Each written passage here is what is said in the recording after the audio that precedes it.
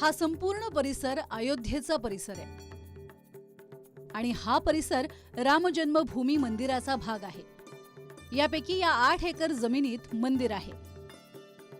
ही अवतीभोवती जी रेषा आहे ती राम मंदिराची तटबंदी आहे आणि त्याच्याच आत जवळपास 2.5 एकरात रामाचं मुख्य मंदिर बनतंय। हा तटबंदी सहितचा राम मंदिराचा परिसर आहे। हे मुख्य राम मंदिर, तर ही त्या भोवतीची तटबंदी। या तटबंदीला राम मंदिराचा परिक्रमा पथ असंही म्हटलं जातं।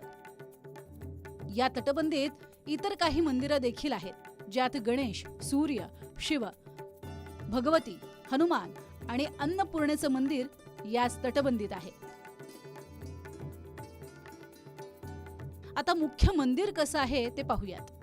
भव्य दिव्य राम मंदिर असं दिसणार आहे। मंदिराचा हा परिसर 380 फूट लांब, 250 फूट रुंद आणि 161 फूट उंच असेल। मंदिराचा हा संपूर्ण परिसर अनेक एकरांचा आहे आणि प्रत्यक्ष मंदिर हे 2 एकर जमिनीवर उभं राहिलंय।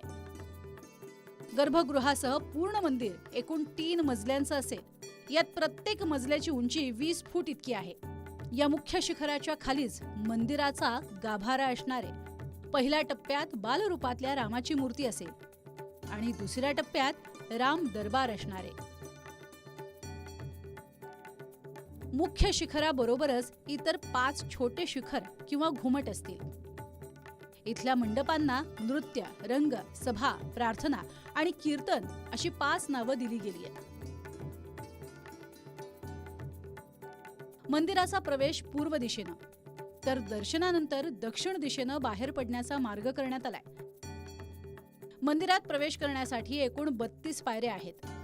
पायऱ्या पार केल्यानंतर जरी तुम्ही पहिल्या टप्प्यात मंडपाखाली आलात, तरी इथून तुम्हाला गर्भगृहातल्या रामाचं दर्शन होऊ शकतं। पूर्ण मंदिरात एकूण 380 खांब आहेत। 22 जानेवारीला प्रभू श्रीरामाच्या मूर्तीची प्राणप्रतिष्ठा होईल। प्राणप्रतिष्ठेसाठी सोमवारी दुपारी 12:29 मुहूर्त काढण्यात आलाय।